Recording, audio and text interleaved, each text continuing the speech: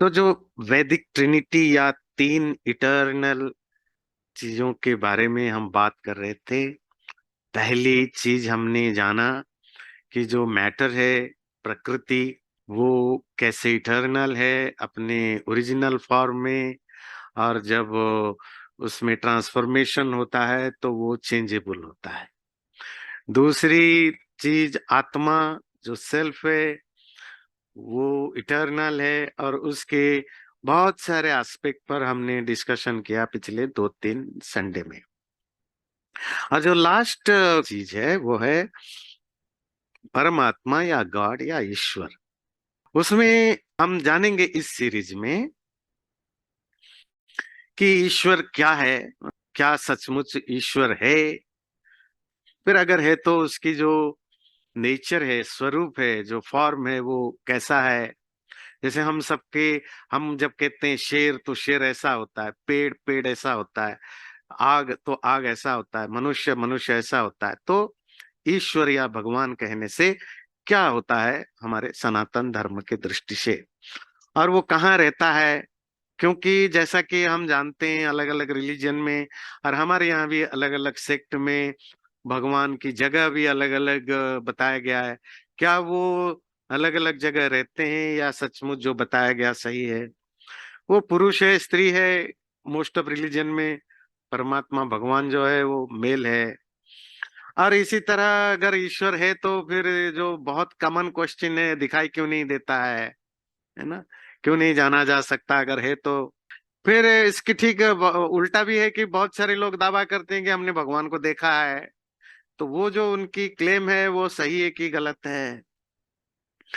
ईश्वर भगवान एक है कि बहुत है? क्योंकि ये भी एक प्रॉब्लम है कि अ, हमें अलग अलग लोगों में बहुत तरह के भगवान की कल्पनाएं हैं। लोग फिर अलग अलग भगवान क्यों मानते हैं? और हिंदुओं में जो 33 करोड़, मतलब, है ना, 33 करोड़ सब देवताएं हैं, वो क्या चीज है? कहाँ है वो 33 करोड़ देवता? उनकी क्या नाम है? आदि आदि पर हम धीरे धीरे चर्चा करेंगे, 2-3 रविवारों में डिस्कशन करेंगे। तो पहली चीज श्वेताश्वेतर उपनिषद की एक श्लोक से शुरू करते हैं। संयुक्तमेतत्क्षरमक्षरं च व्यक्ता व्यक्तं भरते विश्वमीशः अनीशश्चात्मा बध्यते भोक्तृभावा ज्ञात्वा देवम् उच्यते सर्वपाशैः। तो ये जो यूनिवर्स है, जिसको वो परमात्मा ईश, जो कि मास्टर है, वो उसको सपोर्ट करता है और वो सबके अंदर फैला हुआ है, परवेड करता है। वो यूनिवर्स एक कॉम्बिनेशन है। उसमें जो नष्ट होने लायक हैं, पेरिशेबल जो मटेरियल चीजें वो भी हैं, जो इम्पेरिशेबल हैं वो भी हैं, जो मैनिफेस्ट हैं वो भी हैं, जो व्यक्त हैं, जो अनमैनिफेस्ट अव्यक्त हैं, वो उन सबका कॉम्बिनेशन है, वो है मैटेरियल वर्ल्ड। उसकी जो मास्टर है, ओनर है, वो ईश परमात्मा है। और दूसरा दात्मा, जो कि अनीश है, पावरलेस है, उसके पास बहुत ज्यादा ज्यादा क्षमता नहीं है, एबिलिटी नहीं है। बिल्कुल हाँ, हमारे आपके वो छोटे बच्चे की तरह, 1-2 साल बच्चे की तरह, जिसको लगता तो है कि मैं फ्री हूं, पर सारे माँ बाप हर चीज उसकी कंट्रोल कर रखे हैं। उसको लगता है कि मैं अपनी मर्जी से हंस रहा हूँ, मर्जी से रो रहा हूँ, मर्जी से दौड़ रहा हूँ, पर पीछे से सब जगह से माँ बाप की हजारों आंखें नोट करता है, कितने दूर दौड़ेगा, कहाँ नहीं दौड़ेगा। तो वो इसी तरह हमारी जो फ्रीडम है, वो एक तरह के इल्यूजनरी है, उसकी एक लिमिटेशन है। इसीलिए हम पावरलेस हैं। फिर हम सांसारिक चीजों के साथ, मटेरियल चीजों के साथ बहुत ज्यादा अटैच्ड होने के कारण हम भूल जाते हैं। और जब व्यक्ति या आत्मा ये मटेरियल चीजों से अपने आप को डिटैच कर देता है, तो वो जो ईश है, मालिक है, जो मास्टर है, उसको जान लेता है। तो इसमें आपने तीन चीजों को नोट किया। ये संसार जो प्रकृति है, मटेरियल है। परमात्मा जो ईश है, मालिक है, ओनर है, मास्टर है। और अनीश हमारे आपके जैसे आत्माएं, जो रूल्ड होते हैं। रूल वो अपने लोगों पर रूल करते हैं, अपने से नीचे पर, अब बड़े बड़ों के द्वारा रूल्ड होते हैं। तो पहले सवाल है आप में नहीं है। अच्छा, ये बड़ी इंटरेस्टिंग चीज पता है, हम जो बड़े एज के लोग होते हैं ना, दुनिया में सब जगह, मतलब आपके लिए नहीं, मेरे लिए नहीं, हम हिपोक्रेट होते हैं। और जब हम बच्चे होते हैं या टीन एज होते हैं, यंग होते हैं, हम सच्चे होते हैं। पर प्रॉब्लम क्या है पता है, वो जो हिपोक्रेट माँ बाप के एज के जो लोग हम आप हैं, हम अपनी हिपोक्रेसी के कारण बच्चों को कहते हैं ये एथिस्ट है, ये बदमाश है, ये बिगड़ गया है। क्यों? वो पूछता है भगवान है तो प्रूफ क्या है। प्रॉब्लम है कि जो मानते हैं उनको कुछ पता ही नहीं, वो खुद ही अंदर अंदर कर कंफ्यूज्ड है ना। उनको दो चार मुश्किलों में डाल दो, वो खुद ही कहेंगे पता नहीं भगवान है कि नहीं है, तो फिर बचाया क्यों नहीं। जब तक सब ठीक चल रहा है तब तो ठीक है, मुसीबत में पार ना गए तो फिर भगवान पर क्वेश्चन मार्क लग जाता है। तो हमारे एज के लोग सारे के सारे बड़े हिपोक्रेट होते हैं, और उनके अंदर क्वेश्चन आता भी नहीं भगवान है नहीं है, सवाल ही मत पूछो। लोग कहते हैं आचार्य देखो हमारे बच्चे बिगड़ गए, संस्कृत स्कूल जाते थे, वो जाते थे, सब किया, अब कॉलेज में जा करके जॉब करने लगे, वो कहते हैं हम मानते नहीं भगवान, भगवान कहाँ कमी रह गई। भी कमी क्या रह गई, बेचारा बच्चा पूछ रहा है भगवान है कि नहीं, तुम्हें आता नहीं है इसीलिए कहते हो कमी रह गई है। तो पढ़ो लिखो समझाओ, अगर नहीं पढ़ सकते तो किसी ऐसे व्यक्ति के पास भेजो जहां उसको आंसर मिले। तो अपनी कमियों को छुपाने के लिए बच्चों को क्यों एथिस्ट बोलते हो, बच्चों को क्यों नकारा बोलते हो। बच्चे तो बेचारे जेन्युइन है, वो सवाल ही पूछ तो रहे। पर है कि दुनिया में ऐसे करोड़ों लोगों से सवाल पूछ रहे हैं जिनको कुछ नहीं पता ईश्वर है या नहीं है, पर लड़ाई करते हैं, झगड़े करते रहते हैं, और दिन रात 24 घंटे पूजा पाठ में लगे रहते हैं। कोई पेड़ के पीछे पड़ा है, कोई पत्थर के पीछे पड़ा है, कोई चौथी आसमान में पड़ा है, कोई समुद्र के नीचे पड़ा है, जो मिला जहां चिपक के बैठ गए भगवान भगवान करके। पूछो फिर जुबान लड़खड़ाने लगता है, और बच्चों को कहते हैं ये एथिस्ट हो गए, बच्चे बिगड़ गए। कोई बच्चा नहीं बिगड़ा, आप भी उसी एज में वैसे ही थे, आपके माँ बाप ने भी आपको वैसे ही कहा बिगड़ गया है, पर धीरे धीरे फिर आप माँ बाप के स्टाइल में बन गए, हिपोक्रेट बन गए, सवाल पूछना बंद कर लिया, जो आंसर मिला ना मिला मान लिया। जैसे आप जेल में जाते हैं ना, मतलब आप मतलब जो भी जाते हैं क्रिमिनल्स तो शुरू शुरू में बहुत पेनफुल होता है, बहुत दर्द होता है, फिजिकली मेंटली हर चीज से दर्द होता है। पर रहना उसको 10-15 साल है, तो 6 महीने 1 साल के बाद उसको आदत बन जाती है जेल में, फिर वो एंजॉय करने लगता है। 5-7 साल के बाद कहो कि बाहर जाओ, अब वो तो नहा नू करता है, बस यही मजा आता है। हम एज के साथ ऐसे ही होते हैं, 40-50 साल के जब हो जाते हैं, तो जिन चीजों को हम क्वेश्चन करते रहते थे, क्वेश्चन करते रहते थे, फिर उन्हीं चीजों को मान लेते हैं, होगा यही ठीक ही है। फिर होता क्या है, जो स्पिरिचुअलिटी की जो रियल पर्पस है वो कहीं गायब हो जाता है। फिर हम एक्सटर्नल एक्टिविटीज में ज्यादा इन्वॉल्व हो जाते हैं, वहां से ईगो कल्टीवेट होता है।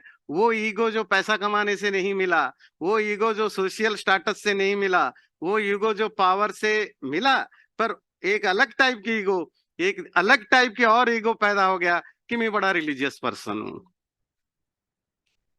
मैं दूसरों से ज्यादा भक्ति करता हूँ या जो भी करता हूँ। तो क्वेश्चन जेन्युइन है, और सब में है, इनमें नहीं है, वो अनआंसर्ड होने के कारण दब गया है।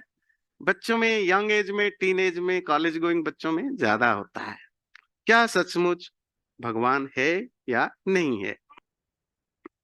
3-4 चीजों पर डिस्कशन करेंगे। हमारे शास्त्रों में कहते हैं किसी भी चीज को है या नहीं है प्रूव करने के लिए कुछ प्रमाणों की जरूरत होती है। प्रमाण मतलब एविडेंस या कुछ मीन्स ऑफ या टूल्स ऑफ नॉलेज है, और उनमें 3 प्रमाण हर कोई मानता है, वो एथिस्ट हो या थेइस्ट हो। उसको कहते हैं हम प्रत्यक्ष, अनुमान और शब्द प्रमाण। अर्थात कुछ चीजें जो हम डायरेक्टली एक्सपीरियंस करके जान पाते हैं। नंबर 2, इन्फ्रेंस के द्वारा जो साइंटिफिक मेथड है, या कोई कॉज को देख करके इफेक्ट का, इफेक्ट को देख करके कॉज का। तीसरा है शास्त्रों में जो रियलाइज्ड लोग हैं, जो सच्चे लोग हैं, ऑनेस्ट हैं, हाईली क्वालिफाइड लोग हैं, ऐसे लोगों के द्वारा जो एक्सपीरियंस बताया गया, इन तीनों चीजों के बेस पर हम किसी चीज की मानते हैं या नहीं मानते। साइंस में भी सेम मेथड है, दुनिया में हर चीज को जानने के लिए वही मेथड है। तो पहली चीज है कि हर व्यक्ति वो अपने अंदर ऐसे बहुत सारी चीजें एक्सपीरियंस करता है जो उसका अपना विचार नहीं होता है।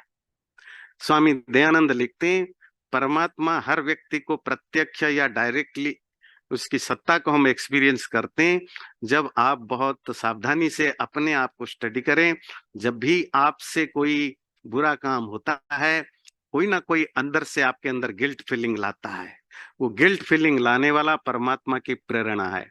जब भी आप अच्छा काम करते हैं तो आपके अंदर एक अजीब सी खुशी आती है। वो खुशी परमात्मा की प्रेरणा है कि जो कर रहे हो अच्छा कर रहे हो। हम सोशल प्रेशर के कारण या अलग अलग चीजों के कारण, एक्सटर्नल प्रेशर के कारण हम अपने माइंड को मैनिपुलेट कर देते हैं। फिर धीरे धीरे अच्छा को अच्छा या बुरा को बुरा समझना बंद कर देते हैं। इवन 1 साल का बच्चा हो या 6 महीने का बच्चा हो या 3 साल का बच्चा हो, कुछ सटन सही या गलत क्लियर होता है। आप 1 साल के बच्चे के सामने भी किसी जानवर को मारिए, वो बच्चा रिएक्ट करेगा। कभी कभी तो ऐसा होता है कि अगर आप जस्ट ड्रामा कर रहे हैं बच्चे को थोड़े प्रैंक करने के लिए, और उसके सामने आपके घर में जो डॉग है या कोई छोटा भाई बड़ा भाई, छोटा या बड़ा सिबलिंग है आपके बच्चे का, आप उसको मार के देखिए, वो बच्चा झपट के आता है, पापा को एक थप्पड़ मार देता है। वो परमात्मा की प्रेरणा है सबके अंदर। अच्छा क्या, वो बच्चे को क्या पता अच्छा क्या है बुरा क्या है, पर रिएक्ट करता है। जब वो देखता है मेरी माँ बाप या भाई बहन कोई अच्छा काम करते हैं, किसी जानवर को या किसी लाइफ को, किसी मनुष्य को प्यार करते हैं, आपकी 1 1.5 साल का बच्चा भी मुस्कुराता है, खुश हो जाता है। तो उसको पता है वो एथिक्स बिना सीखे बिना जानी। तो स्वामी दयानंद कहते हैं ये परमात्मा की प्रेरणा होती है, अच्छा क्या है बुरा क्या है समझने के लिए। और वो आपकी अपना एफर्ट नहीं है, अंदर से आती है। ठीक है, बाद में धीरे धीरे सोशल और बाकी चीजों के प्रेशर के कारण हम मैनिपुलेटेड हो जाते हैं, फिर अच्छा को बुरा या बुरा को अच्छा समझने लगते हैं। नंबर 2, अनुमान प्रमाण इन्फ्रेंस के द्वारा।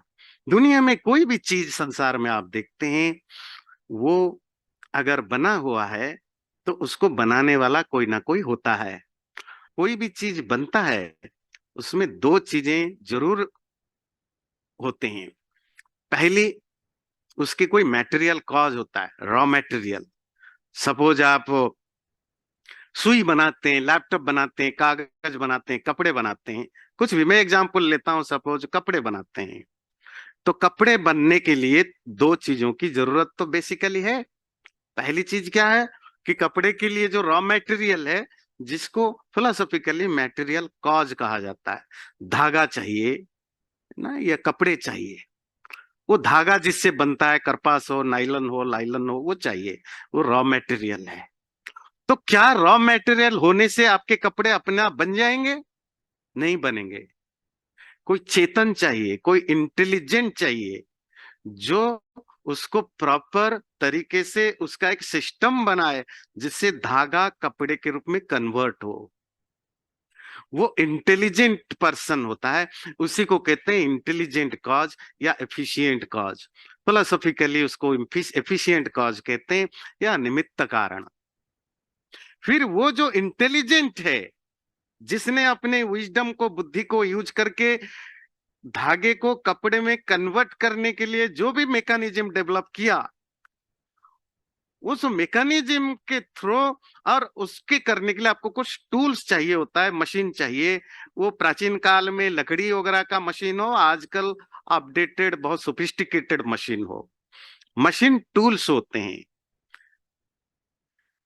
तो आपको 3 चीजें चाहिए होती हैं कपड़े बनाने के लिए। धागा भी चाहिए, बनाने वाला जिसके पास कोई इंटेलिजेंट है ऐसा व्यक्ति चाहिए जो आइडिया करे, जो मैकेनिज्म को सेटअप करे। इवन ऑटोमोशन पर भी चले, उस ऑटोमोशन में लाने के लिए भी किसी व्यक्ति की आइडिया, किसी व्यक्ति की विजडम लगा हुआ है, जो इस तरह के मशीन बनाया, इस तरह के सॉफ्टवेयर बनाया, इस तरह के सिस्टम बनाया। तीसरा, जो आपके टूल्स होते हैं, ये हर जगह है। आप कंप्यूटर बनाओ, फोन बनाओ, सुई बनाओ, धागा बनाओ, इसी तरह ये संसार में जो नेचुरल चीजें हैं उनमें भी हम देखते हैं। ये पहाड़ बना है, उसका कोई ना कोई रॉ मटेरियल तो है। तो ये जो दुनिया को हम देखते हैं, दुनिया मतलब जो ये यूनिवर्स है, वो भी उतना ही एक्सट्रीमली सोफिस्टिकेटेड और वेल ऑर्गेनाइज्ड दिखता है। जैसे मॉडर्न वर्ल्ड की सोफिस्टिकेटेड टेक्नोलॉजी हम देखते हैं, उससे भी ज्यादा कॉम्प्लिकेटेड चीजें हम नेचर में देखते हैं जो मैन मेड नहीं है। आप अपने शरीर को देखिए, आपके शरीर की जो बनावट देखिए। आज भी मेडिकल साइंस में हजारों चीजें हैं जो हमें हमारे बॉडी से रिलेटेड, जो वो समझ नहीं पाते हैं। हमारा न्यूरो सिस्टम कैसे फंक्शन करता है, हमारे ब्रेन की फंक्शनिंग कैसे होती है, इमोशंस, इस ऐसे हजारों चीजें हमारे बॉडी से रिलेटेड है जो अभी भी एक्सप्लोर करने के लिए हम वेट कर रहे हैं। कितने सालों लगेगा, या कभी हम जान पाएंगे, नहीं जा पाएंगे एब्सोल्युटली कि ऐसा क्यों होता है। खास करके न्यूरो सिस्टम में तो अभी भी हम मुश्किल से 10-15% ही डेवलप कर पाए हैं।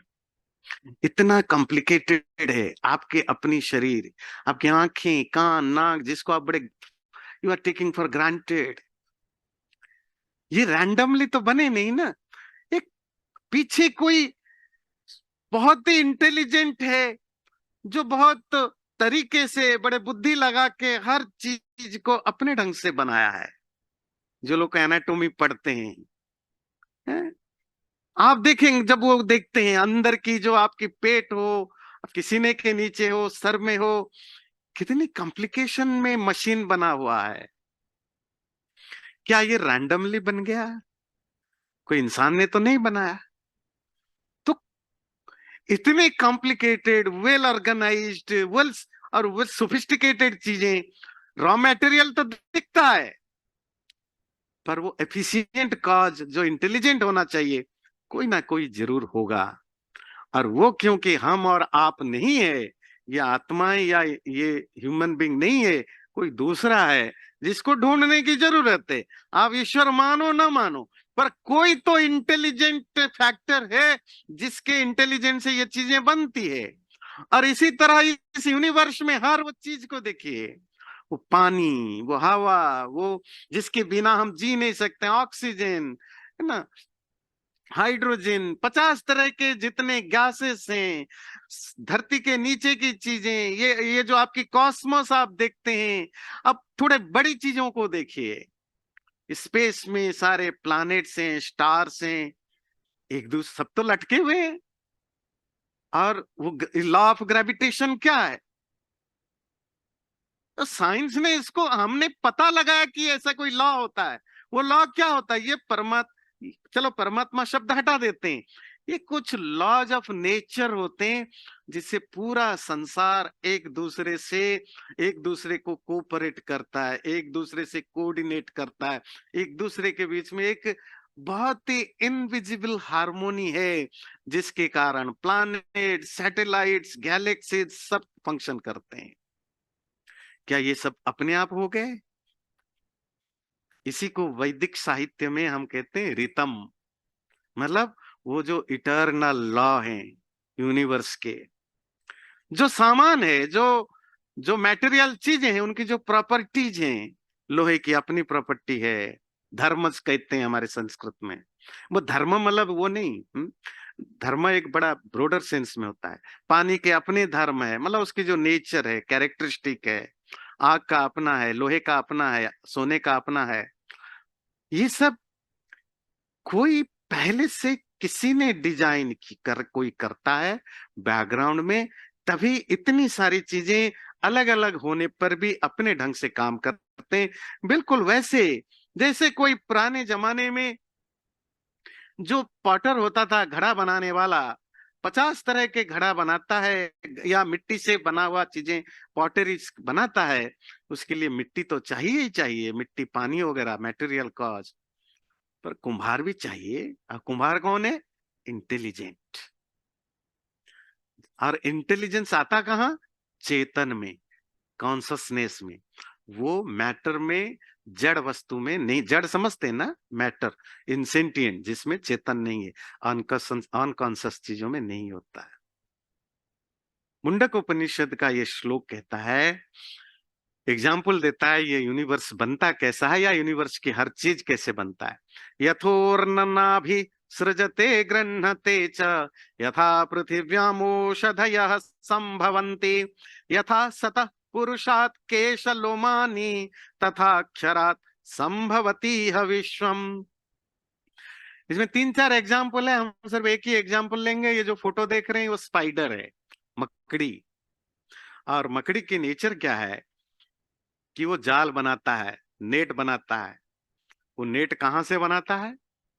अपने ही शरीर से धागा, है ना, थ्रेड क्रिएट करता है। और मकड़ी के जाल में वो खुद ही रहता है, और बाकी भी छोटे मोटे इंसेक्ट उसमें फंसे रहते हैं। और जब मकड़ी को जरूरत होती है, बड़ा इंटरेस्टिंग है, वो उस जाल को फिर दोबारा अपने अंदर समा लेता है, ऑब्जर्व कर लेता है। ये बड़ा इंटरेस्टिंग चीज है। यही एग्जाम्पल हमारे उपनिषद में दिया परमात्मा और यूनिवर्स की रिलेशनशिप को। मकड़ी में 2 चीजें हैं जी। अच्छा, डेड मकड़ी मतलब जो मरा हुआ मकड़ी या डेड स्पाइडर से जाल बन सकता है? नहीं। डेड मकड़ी का मतलब मैटर, खाली बॉडी जो होता है मैटर होता है।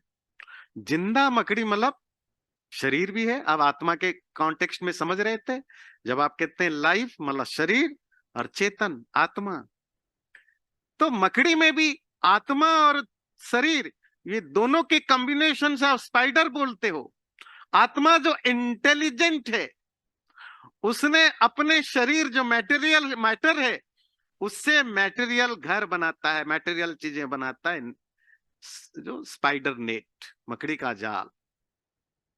अब जब जरूरत पड़ता है वो मकड़ी के जाल दोबारा उस शरीर में समा जाते हैं। पर जैसे ही मकड़ी मर जाता है, डेड हो जाता है, अब उस बॉडी से ना कुछ बनता है ना कुछ निकलता है। ध्यान से, बड़े इंटरेस्टिंग है। ये यूनिवर्स जो मैटेरियल है, मैटर है, जड़ है, इंसेंटिएंट है, इसी से सारा दुनिया बना है। गैलेक्सी भी इसी से बना, सूरज चांद भी इसी से बने, पेड़ पौधे भी उसी से बने, हमारा शरीर मन भी उसी से बना, पहाड़ नदी नाले प्लानेट समुंदर सब कुछ उसी से बना। पर मैटर से कोई चीज अपने आप बन नहीं सकता, और डिजाइंड तो बिल्कुल ही नहीं।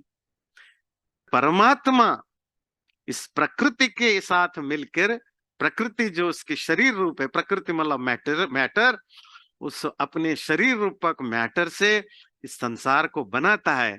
और जब स्टेट ऑफ डिसोल्यूशन मतलब जब प्रलय होता है, अगेन वो सारी चीजें वापस उसी के शरीर में मैटर में समा जाते हैं। तो वो परमात्मा, चलो परमात्मा शब्द में मेरे मुंह से बार बार निकलता है, परमात्मा को हम हटा के रखते हैं, बात ही नहीं करते उस टॉपिक पर। हम बात करते हैं कोई एक ऐसा तत्व जो इंटेलिजेंट होना जरूरी है, जिसके होने पर ही जड़ तत्व से कुछ चीजें बनती है, जिसके ना होने पर ना कुछ बनता है ना कुछ बिगड़ता है, उसी को हम परमात्मा, ईश्वर, भगवान, गॉड जो भी है कहते हैं। जो इंटेलिजेंट है क्योंकि वो कॉन्शस है, चेतन है। कुछ न्याय दर्शन के कुछ 2-4 पॉइंट आपके सामने रखेंगे, आगे चलेंगे। अगला वो लॉजिक देते हैं, इन्फरेंस देते हैं, आयोजनात। हम मॉडर्न साइंस के थ्रू जानते हैं कि दुनिया में जो भी मटेरियल चीजें हैं वो एटम्स की कॉम्बिनेशन से बनते हैं। एटम्स तो सेम है, वही इलेक्ट्रॉन न्यूट्रॉन प्रोटॉन है, तो उनके कॉम्बिनेशन में वेरिएशन कैसे आ जाता है? अगर कॉम्बिनेशन है तो एक ही चीज बनना चाहिए, पर ये दुनिया का हर वो वस्तु उन्हीं परमाणुओं से ही बना है, उन्हीं एटम से ही बना है। पर इतने सारे वेरिएशंस, वेरिएशन लाने के लिए इंटेलिजेंट की जरूरत है। कॉम्बिनेशन नेचुरली हो सकता है पर वो रैंडम होगा। पर ये जो वेरिएशन है, ये पहाड़ भी उन्हीं एटम से बना है जिस एटम से आपके शरीर बना है, पानी भी उन्हीं एटम से बना है। फर्क क्या है? प्रोपोर्शनल डिफरेंसेस है। ये जो प्रोपोर्शनल डिफरेंसेस है, ये डिफरेंस कौन लाता है? कौन सोचता है कि पहाड़ होना चाहिए, पानी होनी चाहिए, गैस होनी चाहिए, ऑक्सीजन होना चाहिए, कार्बन ऑक्सीजन होना चाहिए, सूरज होना चाहिए, चांद होना चाहिए, धरती होनी चाहिए, मनुष्य को ऐसा होना चाहिए, पशु पक्षी कीड़े मकोड़ों को उस ऐसा ऐसा होना चाहिए? ये कोई तो सोच रहा है ना। एटम्स अपने आप सोच के अपने आप डिफरेंट टाइप से नहीं बन जाते हैं। तो इनका जो आयोजन है, कॉम्बिनेशन है, वे वेल ऑर्गेनाइज्ड है, वेल थॉट है। और वो ऑर्गेनाइजेशन या थॉट किसी कॉन्शियस या इंटेलिजेंट का ही रोल हो सकता है। इसी तरह तीसरा कारण बताते हैं, धृत्यादेह। ये जो यूनिवर्स है, ये बिना किसी सपोर्ट में आपको दिखते हैं। धरती भी लटकी हुई है, सूरज भी लटका हुआ है, हर चीज है बिना सपोर्ट के। पर कोई भी चीज बिना सपोर्ट के नहीं है। हर वो चीज सपोर्टेड है, धारण किया गया है, मेंटेन्ड है, वेल मेंटेन्ड है। और उनकी सपोर्ट के लिए जो जो सिस्टम बनाया गया, हमारी यहाँ इसको वैदिक साहित्य में रितम कहते हैं, जिसको आप लॉज कहते हैं। जो साइंस की थ्योरी में आप पढ़ते हैं, वो आप केमिस्ट्री पढ़ते हो, फिजिक्स पढ़ते हो, बायोलॉजी पढ़ते हो, कोई भी साइंस की थ्योरी पार्ट पढ़ते हो, उसमें आप पढ़ते क्या हो? लॉज पढ़ते हो, फॉर्मूलाज पढ़ते हो। वो लॉ क्या होता है? हर नेचर के हर चीज का कुछ ना कुछ इटर्नल लॉ रूल्स हैं, और वो कभी चेंज हो नहीं सकते हैं। जैसे आपको पता चला कि लोहा की ये प्रॉपर्टीज है, इस सिचुएशन में वो ऐसा फंक्शन करेगा, ऐसे सिचुएशन में वो ऐसा फंक्शन करेगा, ऐसे सिचुएशन में उसमें जंग लगेगा, ऐसे सिचुएशन में इसमें ये मिलाओ तो स्टील बनेगा, वगैरह वगैरह। और लोहा कभी भी अपनी प्रॉपर्टी उसको धोखा नहीं देता। आप जब कंफर्म्ड हो कि लोहे की ये प्रॉपर्टी है, तो फिर आप डेवलप क्या करते हो? इंजीनियरिंग, कि लोहे को कैसे बनाएं, क्या मिलाएं, कौन से इकोसिस्टम में, कौन सी सिचुएशन में हम लोहे से क्या फायदा ले सकते हैं। तो ये जो हर वस्तु का अपना कोई नेचर और प्रॉपर्टी है, और वो फिक्स्ड है, नेचुरल है, इटर्नल है, और एक दूसरे को सप्लीमेंट करते हैं, कंप्लीमेंट करते हैं, एक दूसरे को सपोर्ट करते हैं। और ये जो सपोर्ट सिस्टम है, वो भी कोई ना कोई प्लान कर रखा है, कोई ना कोई डिजाइन कर रखा है। आपके लैपटॉप में या फोन में अगर आप हजारों चीजें कर लेते हो, और अगर छोटा बच्चा, आजकल तो छोटे बच्चे भी हमसे स्मार्ट हो गए, छोटे बच्चों को पता है कि इस फोन में जो कुछ हो रहा है, कोई अपने आप फोन में नहीं हो रहा है। कोई कहीं सिलिकॉन वैली में, कोई बेंगलुरु में कहीं बैठ के उसने ये डिजाइन किया है, वो ऑर्केस्ट्रेट किया है, प्लान किया है, जो मेरे फोन में काम कर रहा है। अपने आप नहीं हो गया ना ये सब चीजें। इसी तरह कोई कहीं ये सब मैनेज कर रखा है, सॉफ्टवेयर हार्डवेयर सबकी डिजाइन करता है, मेंटेन करता है। वो हम बाद में देखेंगे, वो कौन से सिलिकॉन सिटी में बैठा हुआ है, जहां बैठ के ये सब बनाता रहता है। इसी तरह सहयोग, हम बड़े इंटरेस्टिंग चीज देखते हैं। वो प्लानेट हो, स्टार्स हो, ह्यूमन बीइंग हो, प्राणी हो, एनिमल्स हो, फॉरेस्ट की रूल हो, सोसाइटी का रूल हो, पानी की रूल हो, सब जगह है कि बड़ा इनविजिबल हार्मोनी है। हम्म। देखिए जंगल की क्या रूल होता है। शेर कम होते हैं, हिरण ज्यादा होते हैं, पेड़ पौधे भी होते हैं।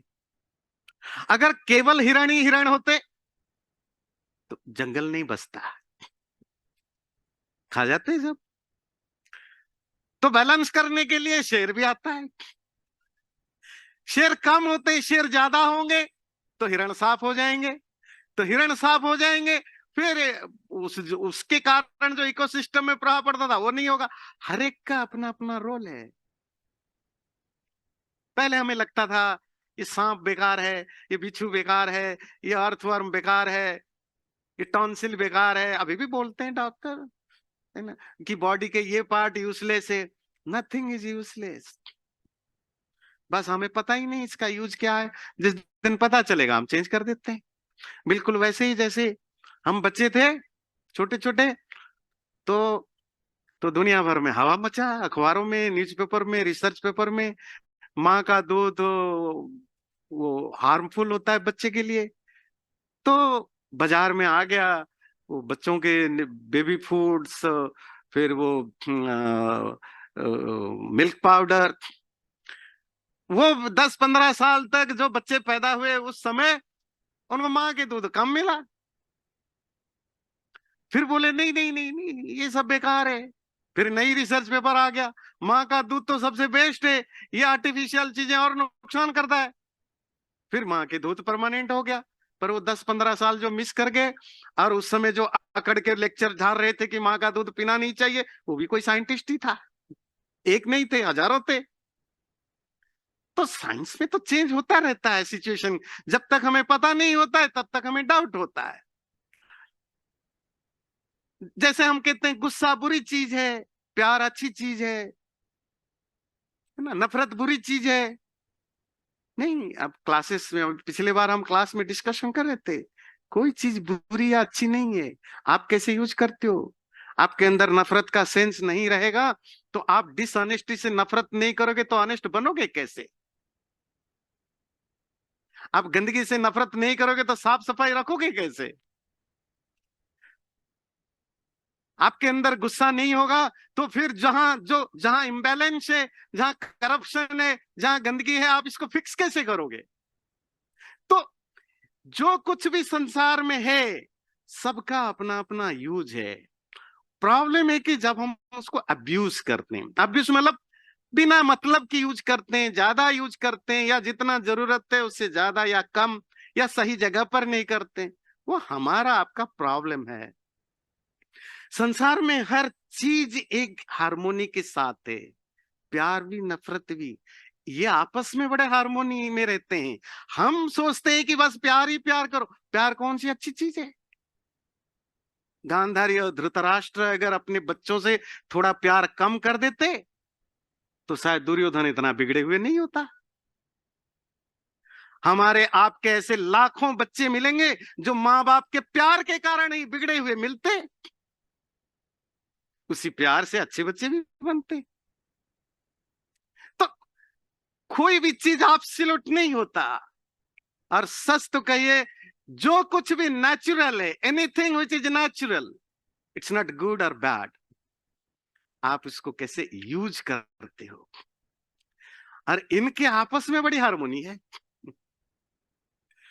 सूरज की चांद के साथ हारमोनी है। अभी आप यज्ञ के मंत्र में पढ़ रहे थे, सूर्य चंद्र मसा विवा। हवा की पानी के साथ हारमोनी है, पानी की आग के साथ हारमोनी है, जंगल की रेगिस्तान के साथ हारमोनी है, रेगिस्तान की समुद्र के साथ हारमोनी है। पूरे यूनिवर्स में सब चीज हारमोनी है। जंगल की जो एनिमल्स हैं उनके आपस में हारमोनी है, तभी नेचर सरवाइव करता है। तो ये जो हारमोनी अपने आप तो नहीं हो सकता, कुछ ना कुछ तो है, कोई ना कोई ये सिस्टम बनाया है। और बड़ी इंटरेस्टिंग चीज है जो लैंग्वेज है। हमें बताया गया कि डार्विन थ्योरी आने के बाद कि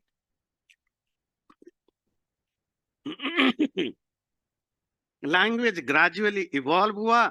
जो भाषाएं आजकल हम बोलते हैं ये सब ग्रेजुअली इवॉल्व हुआ। पहले सिर्फ संकेत होता था, साइन लैंग्वेज होता था, धीरे धीरे इवॉल्व हुआ। सनातन धर्म के शास्त्र इस थ्योरी को एक्सेप्ट नहीं करते हैं। भाषा उतनी ही नेचुरल है जितना दुनिया के बाकी चीजें नेचुरल हैं। और लैंग्वेज में बड़ी इंटरेस्टिंग चीज है वर्ड एंड मीनिंग की। वर्ड एंड मीनिंग, शब्द और अर्थ की जो रिलेशनशिप है, ये बड़ा अद्भुत है। कभी आपने सोचा नहीं होगा है? कि एक शब्द बोलते ही दूसरा रिएक्ट करने लग जाता है मैजिक की तरह। बहुत सारे चीजों को हम फॉर ग्रांटेड लेते हैं। कैसे समझ में आता है कि इस शब्द बोलते ही ये रिएक्शन आएगा। आपको गुस्सा भी आ सकता है, प्यार भी आ सकता है, आप मोटिवेटेड भी हो सकते हो, डिमोटिवेटेड भी हो सकते हो। ये जो शब्द और अर्थ के बीच में रिलेशनशिप है, मैं वो डिटेल में नहीं जाऊंगा क्योंकि मुझे टॉपिक पर आना है, वो मैन मेड नहीं है, ये नेचुरली इवॉल्व होता है। और शब्द और अर्थ, वर्ड एंड मीनिंग, लैंग्वेज की जो प्रोसेस है, जब आप लिंग्विस्टिक पढ़ेंगे, पढ़े तो समझ में, या फिलोलॉजी, उनकी अपनी ब्रांच ऑफ लर्निंग है, तो आपको पता चलेगा वो लैंग्वेज में भी कितनी सारी नेचुरल चीजें हैं जो ह्यूमन बीइंग के कंट्रोल में ही नहीं है। कोई ना कोई इंटेलिजेंट उसने मेक श्योर किया है कि हर प्राणी की अपनी एक लैंग्वेज होगी। बर्ड्स की अपनी लैंग्वेज है, पक्षी शेरों की अपनी लैंग्वेज है। पहले तो हमें समझ में नहीं आता, अब तो प्रूफ हो रहा है। अब तो हजारों डॉक्यूमेंटेशन है, रिसर्च है, स्टडी है। हर वो प्राणी, इवन मछलियों की, इवन इंसेक्ट की अपनी एक वाणी है और वो एक दूसरे से कम्युनिकेट कर लेते हैं, जैसे हम आपसे एक दूसरे से कम्युनिकेट करते हैं। हर एक की अपनी लैंग्वेज है, हर एक की अपनी भाषा है, और वो कम्युनिकेशन सिस्टम है। इसी तरह अदृष्टात, ये हमारे से रिलेटेड है। हमारे कर्म फल को जो हम भोगते हैं, जो लॉ ऑफ कर्म है, हम जो काम करते हैं, छुपा के करें, दिखा के करें, पब्लिक में करें, प्राइवेट में करें, क्लोज रूम में करें, जो भी करें, बिना करे सोचे या बोले, जो भी करें, पब्लिक जाने न जाने, कोई बैठ के बैलेंस शीट बना रहा होता है। वो बैलेंस शीट में सब कुछ नोट हो रहा है। वो अथर्ववेद के मंत्र के तरह, दो लोग कहीं छुप करके बात कर रहे हो, तीसरा वहां तब भी मौजूद है। जहां कोई नहीं, तुम अकेले हो, वहां दूसरा भी मौजूद है। वो को, चलो मैं परमात्मा शब्द बार बार लेता हूं, उसको रखते हैं, बाहर रखते हैं, अभी परमात्मा को नहीं लाते हैं। अभी समझते हैं कोई है इंटेलिजेंट कॉन्सियस एंटिटी जिसके कारण ये सब हो रहा है। तो हमारा जो जो कर्म हम करते हैं, फिजिकल, मेंटल या ओरल, उनका रिजल्ट हमें मिलता है। अभी नहीं मिलता, कुछ सालों के बाद मिला। ये जो कर्म और फल की रिलेशनशिप है, वो कोई मैन मेड नहीं है या रैंडम नहीं है, ये भी वेल ऑर्गेनाइज्ड है। तो कौन, और मरने के बाद भी वो हमें कर्मों को भोगना पड़ता है या हम नए कर्म करते हैं। तो कोई इंटेलिजेंट कॉन्सियस एंटिटी है जो हमारा लेखा जोखा बही खाता बना के रख के बैठा है, जिसको पता है कि हम क्या करते नहीं करते। उसी इंटेलिजेंट एंटिटी को, उसी कॉन्सियस एंटिटी को हम परमात्मा कहते हैं, ईश्वर कहते हैं, भगवान कहते हैं, अलग अलग नामों से कहते हैं।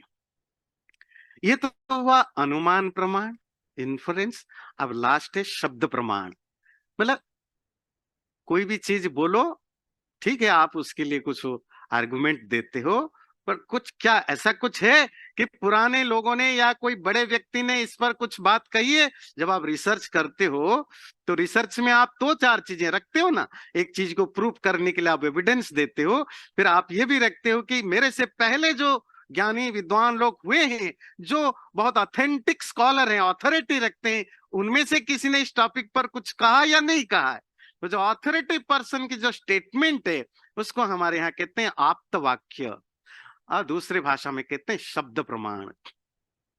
परमात्मा है, इसके लिए तो हमने कुछ लॉजिकल कुछ डिस्कशन किया, और हमारे शास्त्र, वेद, ब्राह्मण, आरण्यक, उपनिषद, धर्मशास्त्र, महाभारत, रामायण, दर्शन शास्त्रों में हजारों लाखों ऐसे स्टेटमेंट्स हैं जो रियलाइज्ड पर्सन, मतलब ऋषि मुनि जिन्होंने खुद उस परमात्मा को रियलाइज किया, उन्होंने इसको डिस्क्राइब किया। यजुर्वेद के 40वें अध्याय के पहला मंत्र, जिसको आप ईशावास्य कहते हैं, ईशावास्यमिदं सर्वम यत्किंच जगत्याम जगत। जो कुछ भी संसार में है वो जड़ है, चेतन है, मूवेबल है, इमूवेबल है, सेंटिएंट है, इनसेंटिएंट है, वो सबके अंदर वो परमात्मा समाया हुआ है, ईशावास्यम।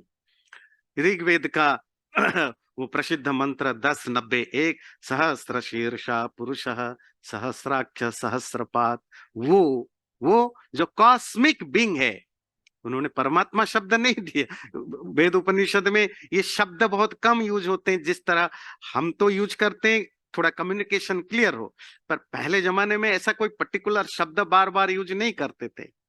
सहस्र, वो जो कॉस्मिक बीइंग है, ये जो होल कॉस्मस जिसके अंदर है और जो जिस सबके अंदर है, इन्फिनिट सर वाला है, हाथ वाला है, पैर वाला है, मतलब उसके हर तरह की जानने की एबिलिटी है। एतावानस्य महिमा अतो ज्यायांश पुरुष, जितना बड़ा कॉस्मस है वो उसकी ग्लोरी है, पर ये कॉस्मस तो उसकी सिर्फ थर्ड 1/4 ग्लोरी है, उसकी 3/4 तो इस कॉस्मस मतलब ब्रह्मांड से बेयंड भी है। सर्वे वेदा यत् पदमाम अनंति तपांसि सर्वाणि च यत् वदन्ति यदि इच्छन्तो ब्रह्मचर्यं चरन्ति तत्ते पदम संग्रहेण ब्रवीमि ओमिति। कठोपनिषद में आचार्य यम, जो डेथ है ना, मृत्यु, तो कठोपनिषद में मृत्यु को आचार्य बनाया। आचार्य मतलब टीचर बनाया। और स्टूडेंट कौन था? 8 साल का नचिकेता। ये बड़ा इंटरेस्टिंग है, जब कठोपनिषद पढ़ेंगे। ज्ञान तभी मिलता है जब आप इग्नोरेंट हो ऐसा एक्सेप्ट करो, बच्चा बनो। बच्चे की सिम्टम क्या है? छोटा बच्चा, उसको पता नहीं है, और बच्चे को यह भी पता है कि मुझे पता नहीं है। हाँ, वो अलग बात है, 13-14 साल होने के बाद उसको लगता है, जब हाई स्कूल में चला जाता है तब तक लगता है मेरे माँ बाप ही मूर्ख हैं, सबसे पढ़ा लिखा तो मैं ही हूं। पर फिर वो दोबारा उसको पता लगता है, जब वो खुद माँ बाप बनता है तब पता लगता है कि मेरे माँ बाप कितने पढ़े लिखे थे या नहीं थे। पर जो छोटा बच्चा होता है, क्यों वो हमेशा हर चीज सीखने के लिए ओपन होता है? क्योंकि वो इग्नोरेंट है और उसको पता है कि मैं नहीं जानता हूं। जब तक कोई भी नया ज्ञान सीखने के लिए, जब तक आप उस स्टेट ऑफ माइंड में ना आए कि मैं इस चीज को जानता नहीं हूं, तब तक कोई कितना भी बड़ा ब्रह्मा खुद आ जाए सिखाने के लिए, आप सीख नहीं सकते हो। और पूरे महीने भर प्रवचन सुनते रहे तो भी कान में तो जाएगा, अंदर जाएगा ही नहीं, क्योंकि वो अंदर लब ब्लॉक हो जाता है। ये तो मुझे पता ही है, क्या बोलता है। तो नचिकेता छोटा बच्चा है, और मृत्यु, बच्चा मतलब इन द सेंस जो पूछने वाला है, और मृत्यु आचार्य के स्टेज पर। और क्या उपदेश देते हैं कि जिसको सारी वेद बखानते हैं, तपस्वी ऋषि लोग जिसको पाने के लिए तपस्या करते हैं, जिसको पाने के लोग पूरे जिंदगी भर उपासना करते हैं, मैं अगर समराइज करके बताऊं वो कौन है, उसको ओम कहते हैं। मतलब जो परमात्मा, गॉड, ईश्वर, जो भी आप बोलते हो, हमारे सनातन धर्म में उसका नाम ओम है, तो उसको ओम कहते हैं। इसी तरह यजुर्वेद में सपर्यगा शुक्रमका यमव्रणम अश्ना विरम शुद्धम पाप विद्धम, वो सर्वव्यापक है, उसका कोई शरीर नहीं है, वो शुद्ध है, वो प्योर है, वो सबको कंट्रोल करता है, आदि आदि ऐसे हजारों हजारों लाखों में, या लाखों में ज्यादा सही शब्द रहेगा, मतलब हंड्रेड्स ऑफ थाउजेंड्स ऑफ ऐसे हमारे यहाँ शास्त्रों में भरे पड़े हैं वर्सेस, जो परमात्मा है और उस चीज को शब्द प्रमाण से प्रूफ होता है। तो आज हमने सिर्फ इतने ही चर्चा कर पाए कि ईश्वर है तो क्यों माने, कुछ करे। अगले बार जानेंगे उस ईश्वर का स्वरूप क्या है, कहाँ रहता है, आदि आदि चीजों का हम धीरे धीरे जानेंगे। वैसे बाय द वे अगले बार तो दिवाली हम सेलिब्रेट कर रहे हैं संडे को। संडे को सत्संग नहीं है सुबह, मत आइएगा, और अपने फ्रेंड्स वगैरह को भी बता दीजिए जो आते रहते हैं कि सुबह सत्संग नहीं है। शाम को 5 बजे से दिवाली शुरू होगी। शायद उस रजिस्ट्रेशन वगैरह की जरूरत है तो आप कर लीजिए वेबसाइट में या जहां भी आपको बताया गया होगा। सुबह सत्संग नहीं होगा, दिवाली होगी। फिर अगले बार हम चर्चा करेंगे। चैनल को सब्सक्राइब जरूर करें और वीडियो अच्छा लगे लाइक भी जरूर करें।